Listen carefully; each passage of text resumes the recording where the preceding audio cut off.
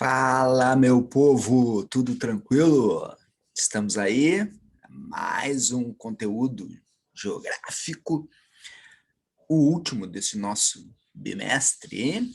Isso quer dizer que na sequência aí teremos uma atividade avaliativa, né? Mas esse conteúdo de hoje eu acho muito legal, ele se chama cartografia.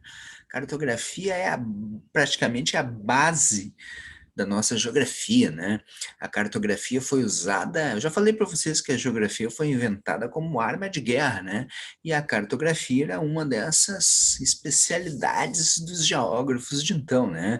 Era necessário conhecer o ambiente do inimigo, era necessário conhecer as terras do inimigo, e isso era feito através de quê? Dos mapas.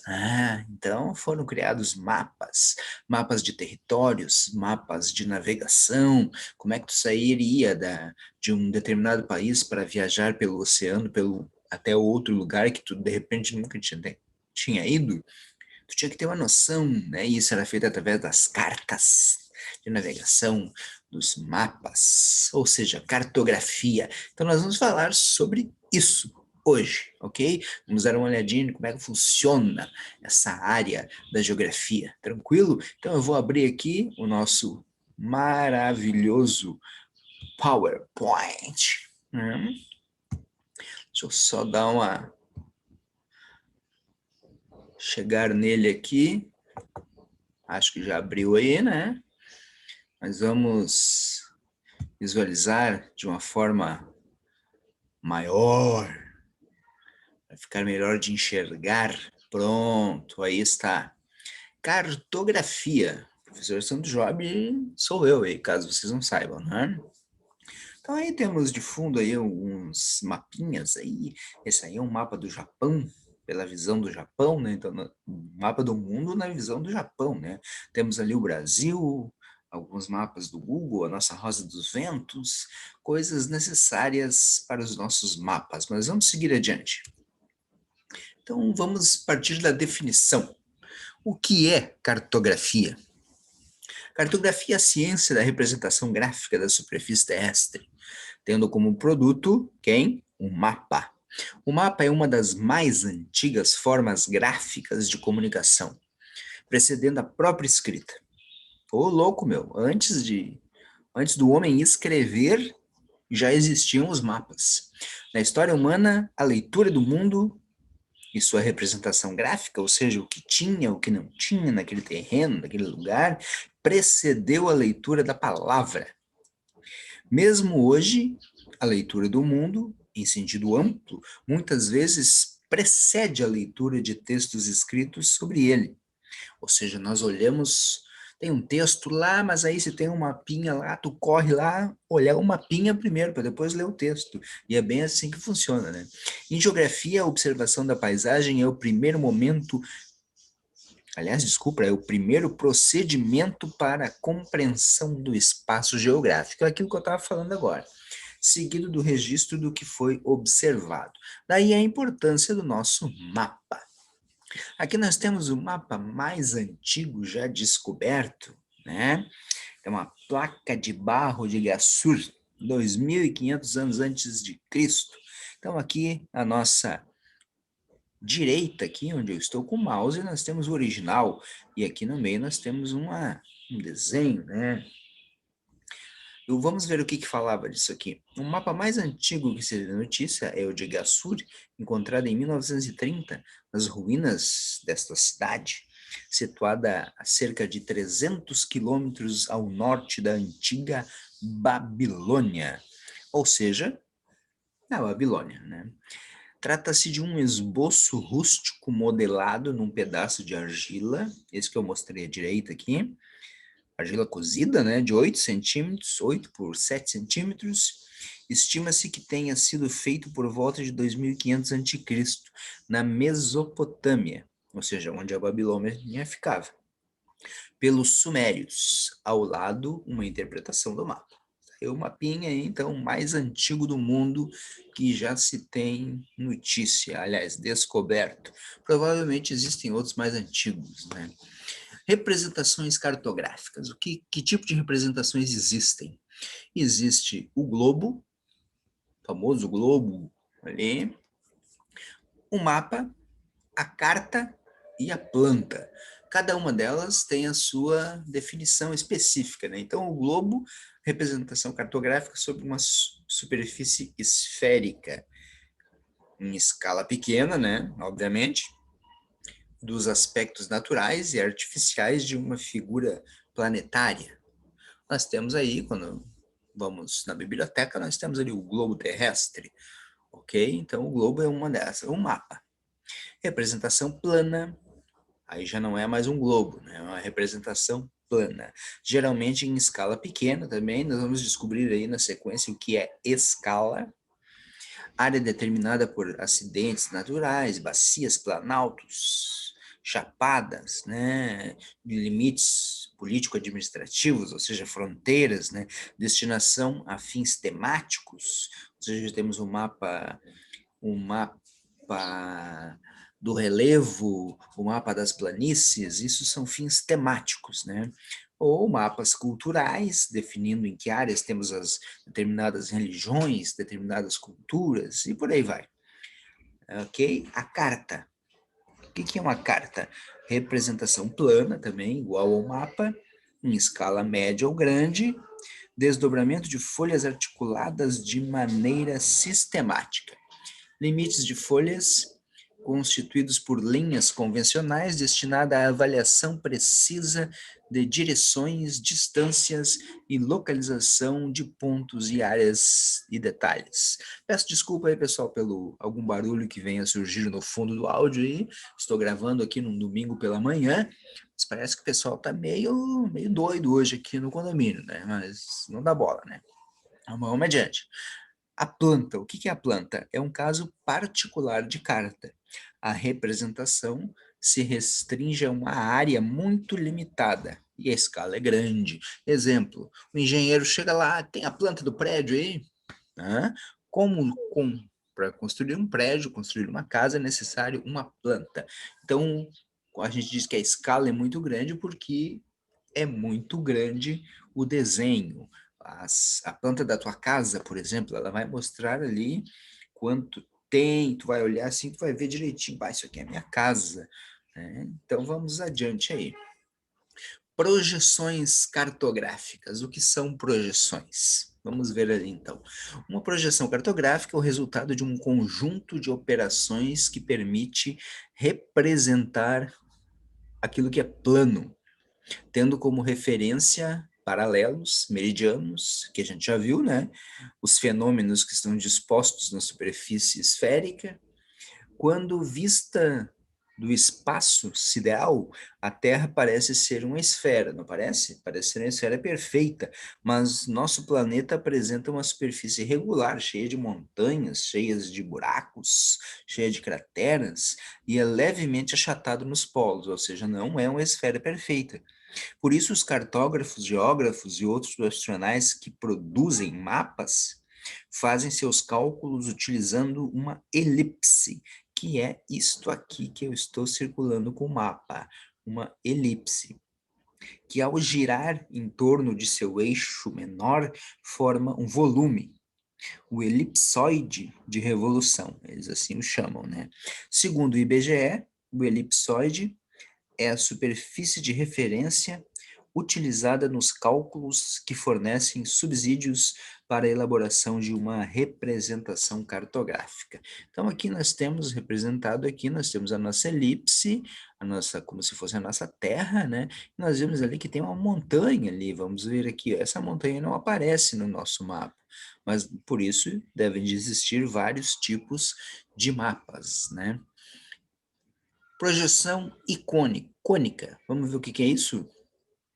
Ao fazerem a transferência de informações do elipsoide para o plano, os cartógrafos se deparam com um problema insolúvel. Qualquer que seja a projeção adotada, sempre haverá algum tipo de distorção, ou seja, não vai ter perfeição no mapa, nas áreas, nas formas ou nas distâncias da superfície terrestre.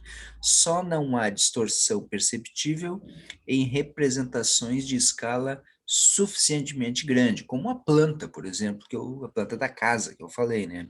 Como é o caso das plantas, olha aí, o cara tá falando aí, né? As projeções podem ser classificadas em conformes, equivalentes, equidistantes ou alifáticas, né? Desculpa, afiláticas, dependendo das propriedades geométricas presentes na relação do globo terrestre. Globo terrestre, aí a gente, quando falar em globo terrestre, a gente já entende mapa mundi, né? Aqui ao lado nós temos uma projeção cônica. Olha só, nós pegamos o mapa, colocamos o papel ao redor dele, né? E ficamos com essa região aqui. Isso é uma projeção cônica, ou seja, baseada no cone. Dá para ver direitinho o que aconteceu aqui, né? Na projeção cônica, o globo parece estar envolvido por um cone de papel na qual são projetados os paralelos e os meridianos, e faltou também dizer os continentes, né? São desenhados aí os continentes. Ok? Temos a projeção cilíndrica, que a projeção cilíndrica basicamente é essa que nós usamos aí, digamos, temos o nosso globo ali como se nós desdobrássemos o globo e transformássemos ele num plano. Olha só, é isso que nós temos. Esse é o mapa que nós utilizamos na maioria das vezes aí, né? Observe que na projeção cilíndrica o globo terrestre parece estar envolvido por um cilindro de papel na qual são projetados os paralelos e meridianos. É isso que nós utilizamos na maioria das vezes, né? Eu também já mostrei para vocês algum tipo de a projeção plana ou a projeção azimutal, que é aquela, por exemplo, na aula passada mesmo eu mostrei uma projeção aonde nós visualizávamos exatamente isso aqui, né? A Antártida, a partir do polo sul do planeta, né? Que é exatamente isso. Olha só como é que ela foi feita, né? Foi colocado o globo ali e desenhado assim, foi projetado. Na projeção azimutal ou plana, a Terra parece ser tangenciada em qualquer ponto por um pedaço de papel no qual são projetados os paralelos e meridianos. E os continentes, sempre, nunca vamos esquecer disso. Quando o globo é tangenciado num dos polos, dizemos que se trata de uma projeção polar, que é o caso dessa aqui. Está aparecendo ali a nossa Antártida, né? Olha só, uma beiradinha da América do Sul ali, né? Da Oceania aqui, da África ali, né? Por que eu sei que é isso? Porque a gente conhece o mapa. Na verdade, é essa parte aqui de baixo, ó, que está sendo projetada. Essa aqui é essa parte aqui. Interessante, né? E assim nós temos vários tipos de projeções. O que seria uma projeção conforme? É aquela na qual os ângulos são idênticos aos do globo, seja em um mapa mundi, seja em um mapa regional. Nesse tipo de projeção, as formas terrestres, continentes e ilhas são representadas sem nenhuma distorção, porém com alteração do tamanho de suas áreas, né? Apenas nas proximidades do centro da projeção, que neste caso é a linha do Equador, é que se verifica distorções mínimas, né? Ali, circulei ali embaixo, ali, a mais conhecida projeção conforme é a de um cidadão chamado Mercator, ou seja, Mercator.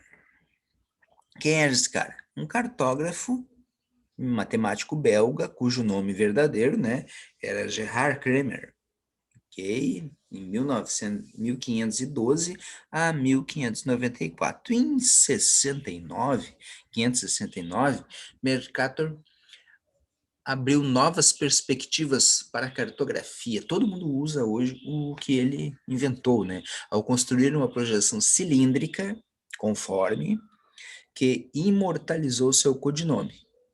Essa representação foi elaborada no século XVI, época em que os europeus comandavam a expansão marítima, conquistando novos territórios e dominando outros povos. Ou seja, através dessa projeção conforme, né, e é por isso que ela se imortalizou e conhecemos ela até hoje, porque ela foi muito utilizada na época da expansão marítima. Ok, aqui nós temos a primeira projeção de Mercator, feita, né? O nome é até complicadinho de pronunciar, né? Vamos lá de novo. Mercator, né? Ok, aí, Mercator. Então, nós temos aqui, se nós olharmos aqui, nós podemos ver aqui a África, a Europa, né? Vamos imaginando aqui a Ásia, a Índia, tudo o Japão ali, ó, né? E as Américas aqui, da maneira como eles imaginavam, porque não havia sido descoberto tudo ainda, né? Nem como era exatamente. Então, vocês vê que as proporções, elas são fora de tamanho, né? Havia muita coisa que não foi descoberta, o tamanho da Groenlândia lá em cima, né? Então, e havia uma explicação em cima de cada continente, havia uma explicação. Ou seja, essa foi a primeira, né? Agora nós temos a nossa projeção atual, muito utilizada. Essa aí é atual. Quando representada na projeção de Mercator, é a Groenlândia. Groenlândia, cadê a Groenlândia? Lá em cima, lá, ó. Aquilo lá é a Groenlândia. Parece ser maior que o Brasil. Na realidade, cerca de 4 vezes mais extenso, né? Ou seja, o Brasil aqui muito maior que a Groenlândia lá em cima, né? Mas da projeção de Mercator parece menor, né? E até mesmo que a América do Sul. É verdade, é verdade. A Groenlândia aqui parece até maior que a América do Sul, o que não condiz com a realidade, né? O mapa originalmente feito por Mercator, como se pode ver acima, ou seja, anteriormente, né, não mostrava os continentes de forma precisa como este planisfério, produzido de acordo com a projeção por ele criada, mas com técnicas cartográficas disponíveis atualmente. Ou seja, hoje já sabemos como é um mundo exatamente, né? Então agora foi melhorado, né? Então, aí temos a projeção de Mercator, a mais famosa e utilizada na geografia. Aí temos as projeções equivalentes. O que são elas? No mapa mundi ou regional, uma projeção equivalente, as áreas mantêm-se proporcionalmente idênticas às do globo terrestre, embora as formas estejam deformadas em comparação com a realidade. Um exemplo desse tipo de projeção é o mapa mundi de Peters, que é este baixo aí que estamos mostrando, né? Peters também, né, um geógrafo. Ali tem os anos em que ele nasceu e morreu, né? E publicado pela primeira vez em 1973. 73 foi o ano que eu nasci. Então é um mapa extremamente novo, tem só 47 anos de idade, né? Embora essa projeção não tenha rompido completamente com a divisão eurocêntrica, aliás, desculpa, com a visão eurocêntrica, acabou dando destaque aos países de baixa latitude. O que seria essa visão eurocêntrica? Vocês podem ver que os mapas mostrados até agora, eles têm a Europa no centro. A Europa aqui, sempre no centro. Essa aqui nós podemos ver que a África está maior, né? A África está no centro, mas está maior, né? Aqui tem mais um detalhe, nessa projeção parece que os continentes e países foram alongados nos sentidos norte e sul, há uma distorção de suas formas, mas todos mantêm seu tamanho proporcional, ok? Aqui a Groenlândia, observem, a Groenlândia já está bem menor do que o Brasil e do que a própria América do Sul, né? Bom, quando invertida em relação à convenção cartográfica dominante, que é aquela de o sul na parte de baixo, né, o norte na parte de cima, né, essa projeção passa a representar o planeta na perspectiva dos países em desenvolvimento. Ou seja, se nós invertermos, né, nós temos o Brasil acima,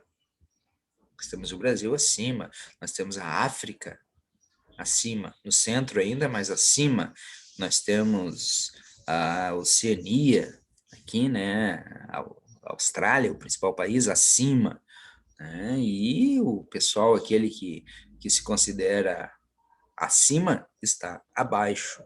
Então, esse mapa mundi é uma projeção cilíndrica equivalente, semelhante à de Peters, e foi criado em 2002 para mostrar uma visão alternativa do mundo.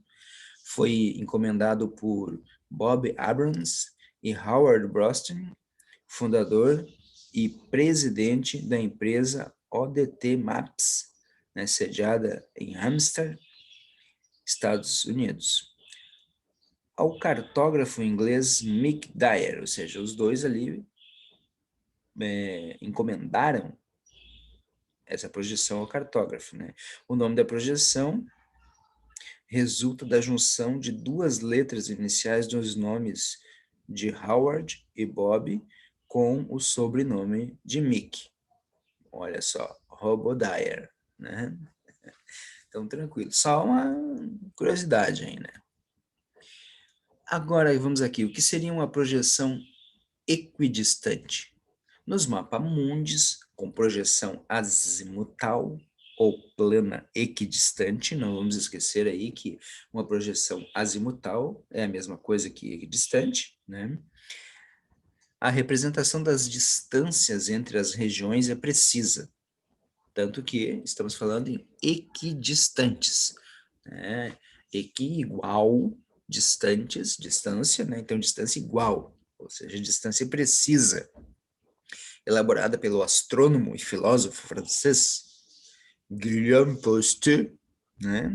1510 a 1581, e publicada no ano de sua morte, adota como centro da projeção um ponto qualquer do planeta para que seja possível medir a distância entre esse ponto e qualquer outro ponto.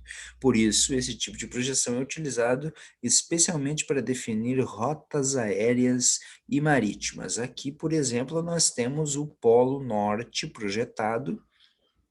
Olha só, temos o Polo Norte aqui, a Groenlândia, América do Norte, a Rússia, toda ela aqui, né? Então, se você quer viajar nessa área aqui, sair daqui para cá, você utiliza aí uma projeção equidistante, que nós temos a realidade da situação aqui, das distâncias, né? Bem legal, não é? Melhor do que um mapa mundi. O mapa mundi não nos dá um mapa mundi cilíndrico, quando ele vira um planisfério, ou seja, quando nós desenrolamos ele, ele fica plano, ele não nos dá a noção de que esse lado aqui está longe desse lado aqui, ou que esse lado aqui é grudado neste lado aqui. Conseguimos perceber isso? Nós temos um mapa onde nós temos essa parte aqui, o Canadá, né, na esquerda, Estados Unidos aqui, né, o Canadá na esquerda, e essa parte da Rússia na direita aqui. Então, às vezes, nós pensando assim, raciocinando em algumas atividades que aconteceram, nós não nos damos conta de que isso aqui é grudado um no outro, né? Não nos damos conta dessas distâncias. Então, essas projeções equidistantes são bem legais para nos ensinar. Afiláticas, projeções afiláticas. Atualmente é comum a utilização de projeções com menores índices de distorções para o mapeamento do planeta, como a de Robinson. Observe o mapa abaixo. Você pode ver que a gente utiliza muito, o professor Sandra, por exemplo, utiliza muito esse tipo de projeção, né, que é a projeção de Robinson. Essa projeção afilática não projeta, não preserva nenhuma das propriedades de conformidade, equivalência ou equidistante, mas em compensação não distorce o planeta de forma tão acentuada como as projeções que vimos anteriormente, né? Por isso tem sido uma das mais utilizadas para mostrar o mundo em atlas escolares, né, e mapas de divulgação. Por isso nós utilizamos essa aí, porque essa aí, aqui está aquilo que eu estava falando anteriormente, ó. Nessa projeção aqui, nós não nos damos conta de que esse pedacinho aqui, o Canadá, aliás, desculpa, o Alasca, né, é grudado neste pedacinho aqui, né? que é, se nós virmos de cima, na projeção anterior, nós vamos ter essa ideia. Tranquilo? Às vezes fica difícil de entender o mundo nessa projeção aqui, mas se nós utilizarmos essa projeção anterior, né, azimutal, nós conseguimos entender. Então aí, né, antes das grandes navegações existia um planeta ou um globo terrestre e vários mundos. Cada pedaço desse era um mundo aí, né? Considerado um mundo como o espaço geográfico conhecido por determinado povo. A partir daí, com as viagens transoceânicas, os diversos povos da Terra foram aos poucos entrando em contato e hoje se pode dizer que o planeta, que o globo e o mundo são sinônimos, né? Planeta, globo, mundo, tudo a mesma coisa, ok? Então aí temos um mapa mundi antigo, né, de Rosselli. Também a gente pode ver que é bem parecido, né, com o que é realmente, né, mas nós temos olha só a ideia que eles tinham da América aqui, né, da América do Norte, olha a ideia que eles tinham da Antártida, né, então, a Oceania nem existia, né, então, seguindo adiante aí. Aqui nós temos a visão japonesa do mundo. Como assim visão japonesa?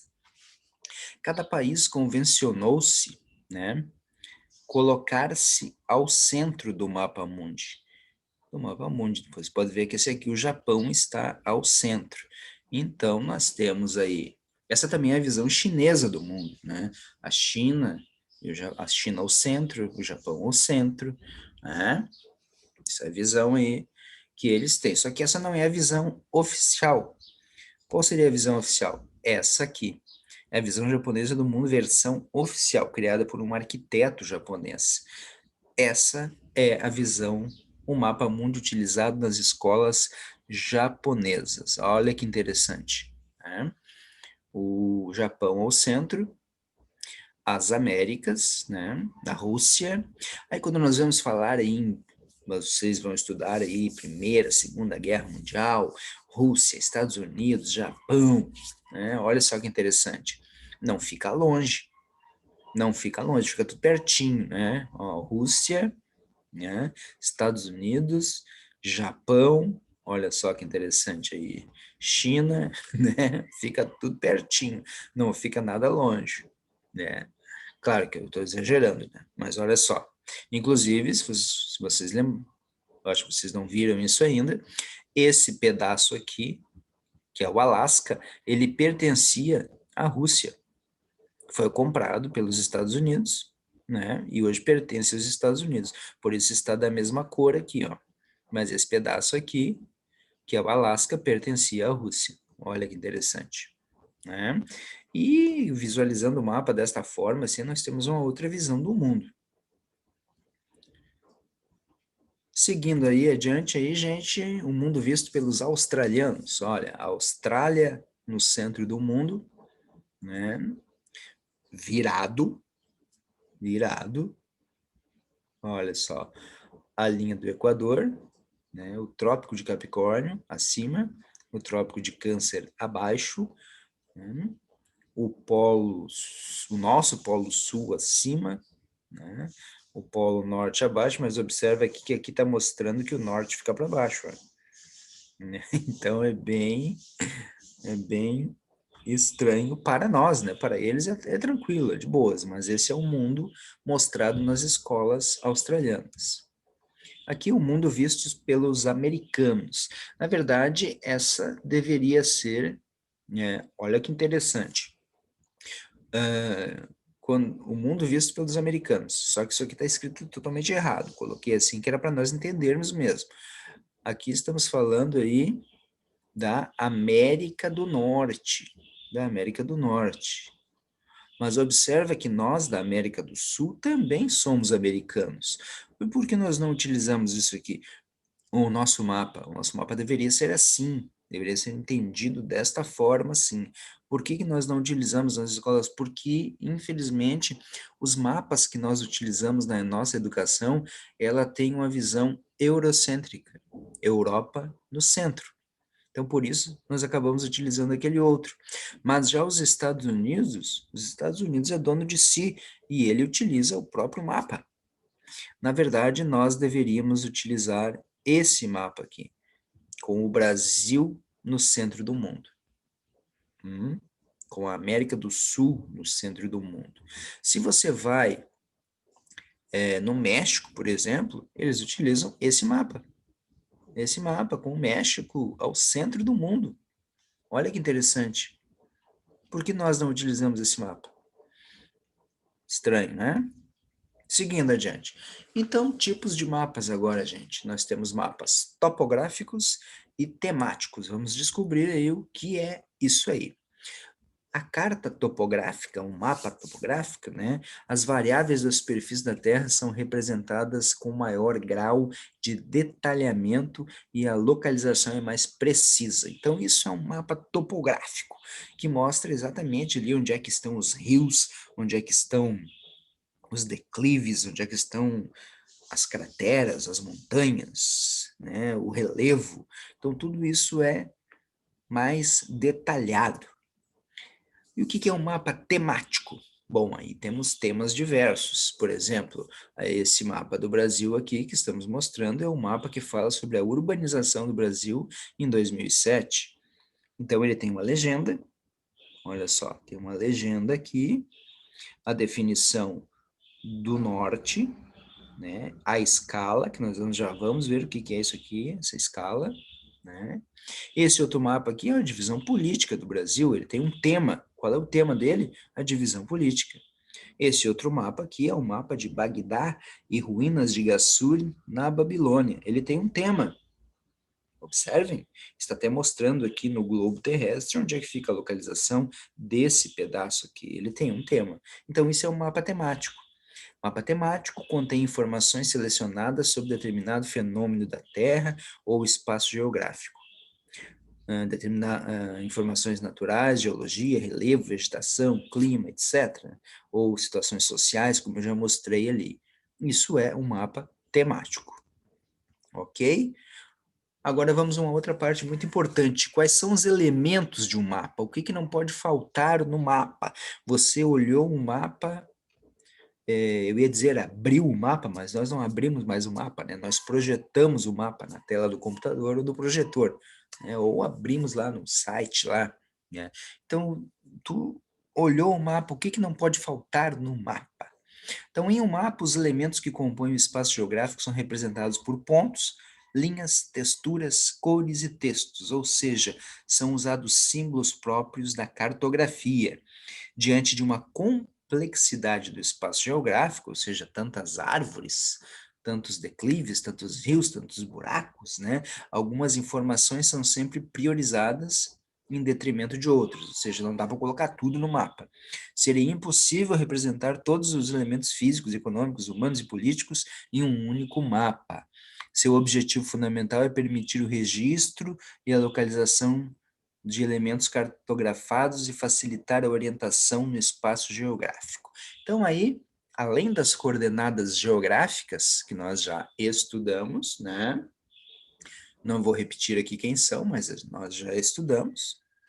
As coordenadas geográficas, entre parênteses, ali nos dão a localização e da indicação do norte, como eu mostrei ali nos mapas anteriores, para nos dar uma orientação. Um mapa precisa ter o título, como eu mostrei anteriormente, que nos informa quais são os fenômenos representados. Deve ter uma legenda que nos mostra o significado dos símbolos que estão sendo utilizados. E deve ter uma escala, olha a famosa escala de novo aí, que indica a proporção entre a representação e a realidade e permite calcular as distâncias do terreno a partir de medidas feitas pelo mapa. Meu Deus, o que será isso? Nós já vamos ver na sequência aí então. Então, o que não pode faltar no mapa? Coordenadas geográficas, indicação do norte, título, legenda e escala. Vamos repetir: coordenadas geográficas, indicação do norte, título, legenda e escalas. 5 informações importantíssimas não podem faltar em um mapa. Agora sim, vamos resolver o nosso problema aí. O que é escala? Então vamos ver. Para a representação da realidade no mapa ou na planta, é necessário estabelecer uma correspondência entre as dimensões dos objetos representados e as que estão no papel, que quase sempre, né, tirando a da planta, né, nunca são exatas, né? Essa relação é feita por meio de uma escala cartográfica que expressa quanto os elementos no espaço foram reduzidos para caber em uma folha de papel ou tela de computador. Meu Deus, como assim? No cantinho de cada mapa, nós enxergamos algo do tipo assim, ó.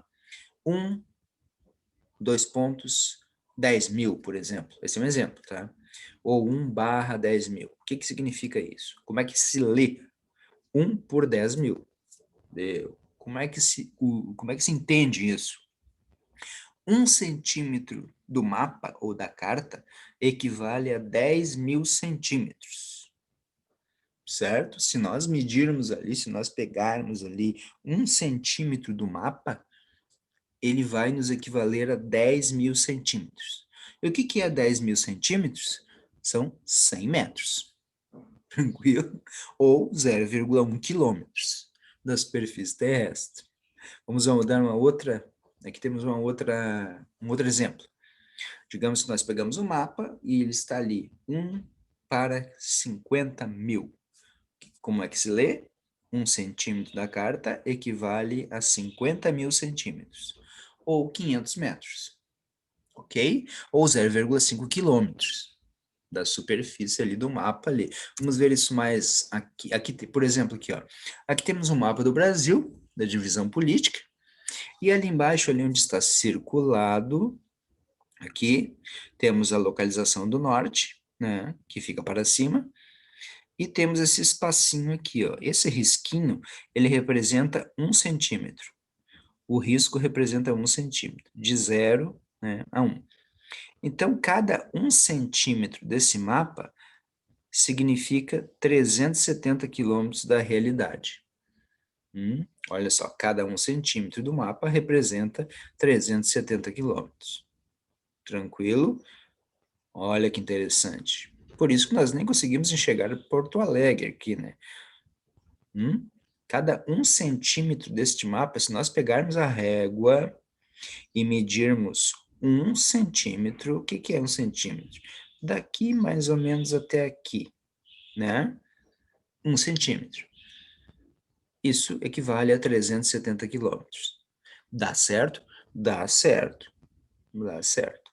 Acreditem, dá certo. Se nós medirmos, dá certo.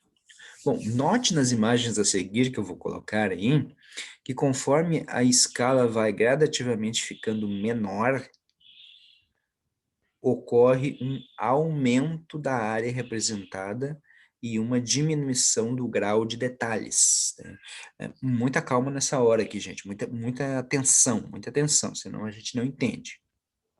Então aqui temos um exemplo, ó. Procurar uma rua como a de São Clemente, no bairro de Botafogo, no Rio de Janeiro, a opção será uma planta da cidade do Rio de Janeiro em escala grande. O que que é uma escala grande? 1 para 10.000 centímetros. Ó, cada 1 centímetro do mapa representa 10.000 centímetros. Está colocado aqui na escala, ó. 1 para 10.000. Ok? Agora aqui tem uma informação importante, ó, vamos acompanhar essa informação. Quanto menor é o número, isso aqui é um número, como assim menor o número? Nós já vamos ver, mas guardem a informação. Quanto menor é o número, maior é o zoom. Então, olha só, vocês estão vendo aqui que para nós enxergarmos uma rua, nós usamos 1 para 10.000 centímetros, ok? Enxergarmos uma rua, agora vamos adiante. Localizar bairros do entorno, como o bairro do Leme, verá utilizar a carta da cidade do Rio de Janeiro. Agora nós já pegamos, não queremos mais um bairro, nós queremos aliás, não queremos mais uma rua, nós queremos um bairro. Aí nós já aumentamos, olha só aqui a nossa escala, 1 para 50.000. E lembrando que esse foi o mapa anterior, usado anteriormente. Olha só, Quanto menor é o número, a informação. Quanto menor é o número, maior é o zoom. Antes nós usávamos 1 para 10 mil, ok? E aí, agora, usando 1 para 50 mil, esse lugarzinho que está aqui, que é o que está... Olha onde é que ele está agora. Então, quer dizer que todo esse mapa que está aqui, na verdade, ele é só um quadradinho daqui. Ou essa área que está marcada aqui, ó. Né? Ele é só essa área aqui. Observaram? Quanto menor é o número, maior é o zoom. Então, aumentei o número aqui, eu me distanciei. O mapa ficou mais distante. Agora eu consigo enxergar bairros que antes eu não conseguia enxergar ali. Antes eu conseguia enxergar só uma rua. Vamos para o próximo ponto. Olha só aqui. Agora aqui nós temos uma escala de 1 para 1 milhão de centímetros. 1 para 1 milhão de centímetros. Lembrando de novo, olha só. Quanto menor é o número, maior é o zoom. Aqui, no nosso mapa de 1 para 50 mil centímetros, né? E agora nós temos aqui 1 para 1 milhão de centímetros. Esse pequeno quadradinho que está aqui é esse aqui, que está marcado aqui. Olha que interessante, né? Olha só, temos aqui, agora nós enxergamos toda a Baía de Guanabara, né? Nós temos uma escala grande, aqui 1 para 1 milhão. Agora nós temos, né? Identificar as cidades vizinhas ao rio, como Niterói, deverá consultar um mapa do estado do Rio de Janeiro, na escala pequena, 1 para 1 milhão. A gente fala em escala grande, número grande, né? Quanto maior é o número, menor é o zoom. Quanto menor é o zoom, a gente diz que é uma escala pequena. Cuidado para não se complicar nesse momento aí, mas agora nós vemos que se nós aumentarmos o número aqui, 1 milhão, nós ficamos mais longe, como se nós olhássemos de longe o mapa, né? Porque esse quadradinho aqui, na verdade, esse aqui é aquele ali. Ok? Olha a pontinha da enseada de Botafogo aqui e olha a pontinha da enseada de Botafogo ali. Tranquilo? Ou seja, aqui só para nós lembrarmos aqui, né? Lembrando que se 1 metro tem 100 centímetros, então significa que 1000 metros, né, tem 100 mil centímetros. Então, aqui 1 quilômetro, né, tem 100 mil centímetros. Então, aí, só para nós localizarmos, 100 centímetros é 1 metro.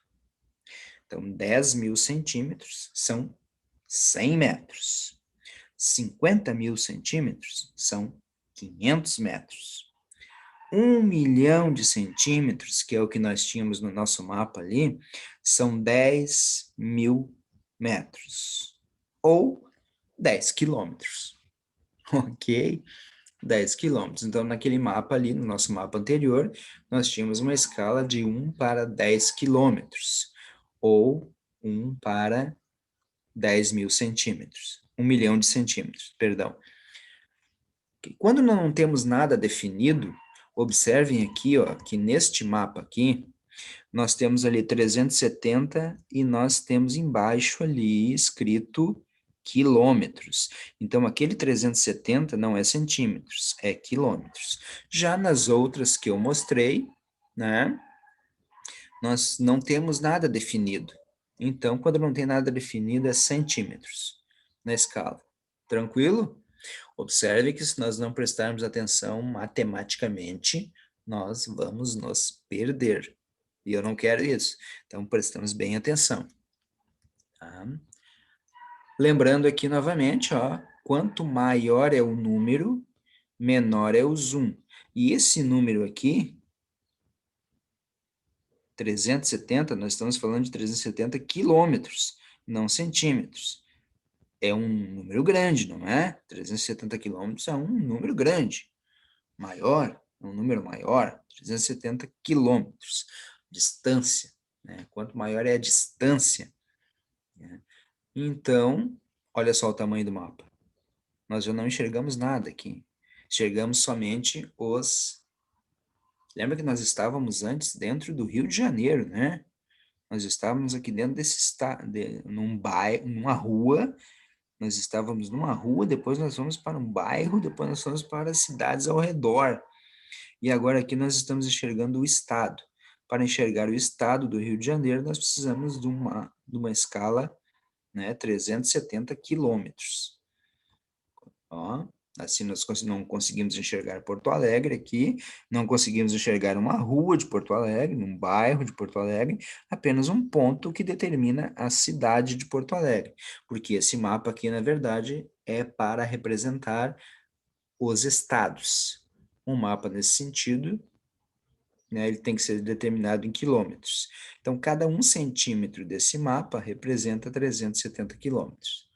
Tranquilo? Isso é a escala, gente. Isso é a escala. Espero que... Vamos parar de compartilhar aqui. Espero que não tenhamos ficado apavorados aí com essa nossa situação da escala, né? Lembrando que vamos fazer alguns exercícios sobre a nossa escala aí. Teremos alguns questionamentos, né? Porque temos que entender bem isso aí, essa questão da escala, mas não vamos nos apavorar. A questão cartográfica, a questão didática da cartografia, né? Para que serve a cartografia? Onde é que nós usamos, né? Quais são as informações que devem constar num mapa, né? O que não deve de faltar, isso é o que realmente é importante e é isso que realmente nós vamos cobrar aí, ok? Quando você abre um mapa, você tem que saber o que, que tem naquele mapa ali. O que... Não, mas está faltando uma informação aqui. Não tem coordenadas. Não tem coordenadas nesse mapa.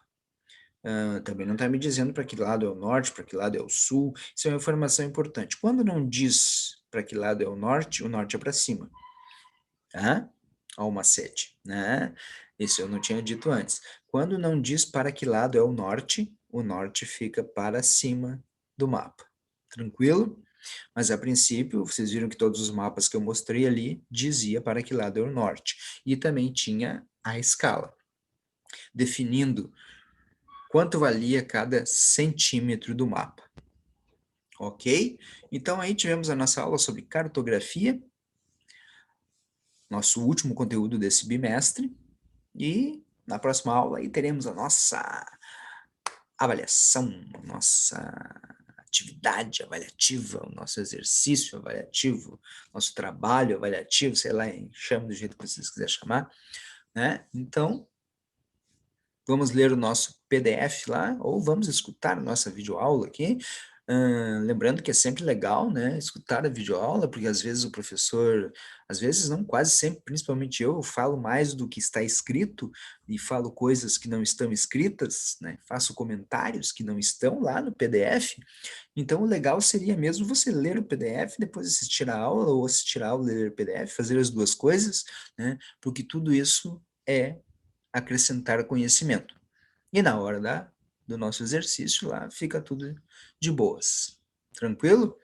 Então, aguardo vocês para a próxima aula, para a próxima atividade, e fiquem com Deus, usem máscara, né?